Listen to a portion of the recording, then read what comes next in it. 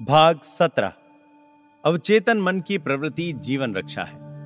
आपके मानसिक जीवन का 90% जीवन अवचेतन है। इसीलिए जो स्त्री और पुरुष इस अद्भुत शक्ति का प्रयोग नहीं कर पाते, उनका जीवन अभावों में बीतता है।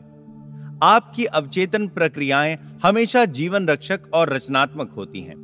आपका अवचेतन मन आपके शरीर का निर्माता है और उसके सभी प्रमुख कार्यों को बनाए रखता है। वो दिन के 24 घंटे काम करता रहता है और कभी नहीं सोता। वो हमेशा सहायता करने का प्रयास करता है और नुकसान से आपकी रक्षा करता है। आपके अवचेतन मन का संपर्क असीमित जीवन और ज्ञान के अपार भंडार से है और इसकी भावना व विचार हमेशा जीवन रक्षक होते हैं। उत्तम और शानदार जीवन की अभिलाषाएं, प्रेरणाएं एवं सपने अवचेतन मन में पैदा होते हैं। आपके गहन विश्वासों की वास्तविकता पर आप तर्क नहीं कर सकते, क्योंकि वे आपके चेतन मन से नहीं आते हैं। वे अवचेतन मन से आते हैं, जो आवेगों, संदेशों और प्रेरणाओं तथा विचारों के माध्यम से आपसे बात करता है और वो हमेशा आपको आगे बढ़ने, ऊंचाइयों को छूने, उत्कृष्ट बनने, विकसित होने, जोखिम उठाने के लिए प्रेरित करता है। प्यार करने की ललक, दूसरे का जीवन बचाने की इच्छा अवचेतन मन की गहराइयों से आती है। उदाहरण के लिए, अप्रैल 1906 में सैन फ्रांसिस्को में जो भयानक भूकंप आया, उसमें घायल व अपंग हुए लोगों ने, जो एक लंबे समय से बिस्तरों में पड़े हुए थे, उठकर बहादुरी और कठोर मेहनत के आश्चर्यजनक काम किए। उनमें लोगों को हर हाल में बचाने की उत्कृष्ट इच्छा ने उनमें नया जीवन फूंक दिया और अवचेतन मन ने उनके अनुकूल काम किया। महान कलाकार, संगीतकार, कवि, वक्ता तथा लेखक अपने अवचेतन मन की तरंगों से प्रेरित होकर अपनी रचनाओं को आकार प्रदान करते हैं।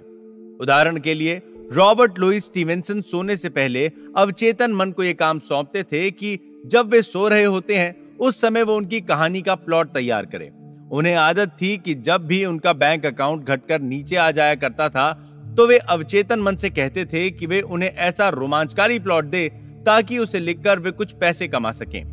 स्टीवेंसन कहते हैं कि उनके अंतर्मन का ज्ञान सीरियल की तरह एक के बाद एक ऐसे प्लॉट दिया करता था, जिस साबित करता है कि अवचेतन मन कैसे विवेकपूर्ण कार्यों में लीन रहता है, जिसका ज्ञान आपके चेतन मन को नहीं रहता। मार्क ट्वेन ने कई अवसरों पर कहा है कि उसने जीवन में कभी काम नहीं किया।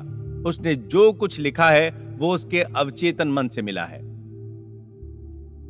आपके चेतन और अवचेतन मन के आदान प्रदान में इसी प्रकार का योगदान दोनों के स्नायुमंडल का भी होता है। चेतन मन का अंग सेरिब्रोस्पाइनल सिस्टम अर्थात मस्तिष्क और रीढ़ की हड्डी का स्नायुमंडल है। इसी प्रकार अवचेतन मन का अंग सहानुभूति प्रणाली है। सेरिब्रोस्पाइनल सिस्टम वो संपर्क चैनल है जिसके माध्यम से आप शरीर की 5 इंद्रियों से जनित छवियां प्राप्त करते हैं। इसके अतिरिक्त ये चैनल आपके शरीर की क्रियाओं पर भी नियंत्रण रखता है। इस प्रणाली की नसें मस्तिष्क में है। यही चैनल आपकी इच्छा शक्ति और चेतन मानसिक कर्म की भी है। इसका केंद्र बिंदु पेट के पीछे एक नाड़ी तंत्र में है, जिसे सोलर प्लेक्सस अर्थात स्नायु तंतुजाल या उदर मस्तिष्क भी कहते हैं। यह मानसिक क्रिया का चैनल है जो अवचेतन रूप में शरीर के प्रमुख कार्यों में सहयोग देता है।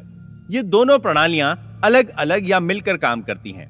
न्यायाधीश थॉमस ट्रोवार्ड कहते हैं, एक छोटी सी नस मस्तिष्क से स्वैच्छिक प्रणाली के एक अंग के रूप में निकलती है, जिसके माध्यम से हम वाणी पर नियंत्रण रखते हैं। वो आगे चलकर सीने में जाती है और अपनी शाखाओं को हृदय एवं फेफड़ों में भेजती है। अंत में सीने और पेट के मध्य से गुजरती है। वहां वो स्वैच्छिक प्रणाली का स्वरूप छोड़कर सहानुभूति प्रणाली में विलीन होकर दोनों प्रणालियों के बीच एक लिंक बनकर मनुष्य को शारीरिक रूप से एकल इकाई का स्वरूप प्रदान करती है। इसी प्रकार मस्तिष्क के विभिन्न क्षेत्र मन की उद्देश्य सूचक और व्यक्ति सूचक गतिविधियों के अनुकूल अपने संपर्क बनाते हैं और साधारण शब्दों में कहें तो मस्तिष्क के सामने वाले भाग को उद्देश्य सूचक और पीछे वाले भाग को विषय सूचक कह सकते हैं, जबकि बीच का भाग, जिसे मध्य भाग कहते हैं, दोनों के कार्यों में भाग लेता है। मानसिक और शारीरिक पारस्परिक लेन देन को आसानी से समझने के लिए यह जानना जरूरी है कि आपका चेतन मन जब एक विचार को ग्रहण करता है तो उसकी झनकार नसों की स्वैच्छिक प्रणाली को प्रेरित करती है, जो अपनी प्रतिक्रिया स्वरूप नसों की स्वैच्छिक प्रणाली में इसी प्रकार की लहर बनाती है और अंततः उस विचार को आपके अवचेतन मन को सौंप देती है, जो रचना का माध्यम है। इस प्रकार आपके विचार जीवंत रूप लेते हैं।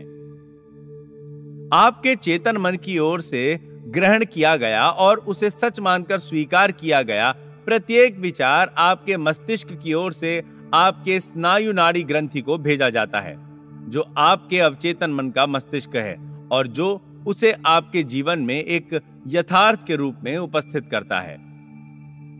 जब आप स्नायु मंडल प्रणाली और आंख, नाक, कान, यकृत, हृदय, ब्लैडर आदि अंगों की रचना का अध्ययन करते हैं, आपको पता चलता है कि ये स्नायु के समूह हैं जो मिलकर विवेक का समूह बनाते हैं, दोनों सुझावों पर आधारित निष्कर्षों का पालन करते हैं। यदि आप एक स्नायु संगठन का निकटता से अध्ययन करेंगे, आपको पता चलेगा कि आपका यह विशाल शरीर कैसे चलता है। एक स्नायु संगठन का कोई अंग नहीं है, फिर भी वो आपके अंगों के कामकाज में उनकी गति को तेज या धीमी करने जैसे बुनियादी कार्य में मस्तिष्क की भूमिका अदा करता है। अनेक लोग कहते हैं कि आपके शरीर में एक विवेक है, जो यदि आप अपने शरीर को छोड़ दें तो वो स्वयं उसकी देखभाल करेगा। यही सही है, किंतु दिक्कत यह है कि चेतन मन अपनी 5 कार्रवाइयों के माध्यम से हमेशा उसके कार्य में बाधा पहुंचाता रहता है। इंद्रियों की कार्रवाइयों में झूठी आस्थाएं, भय और अन्य नकारात्मक प्रवृत्तियां होती हैं, और जब ऐसी नकारात्मक प्रवृत्तियां मनोवैज्ञानिक तथा भावनात्मक दशा में आपके अवचेतन मन में जाती हैं, तब उसे सौंपे गए आधारभूत ब्लूप्रिंट के अनुरूप काम करने के अलावा उसके पास कोई अन्य मार्ग नहीं रह जाता।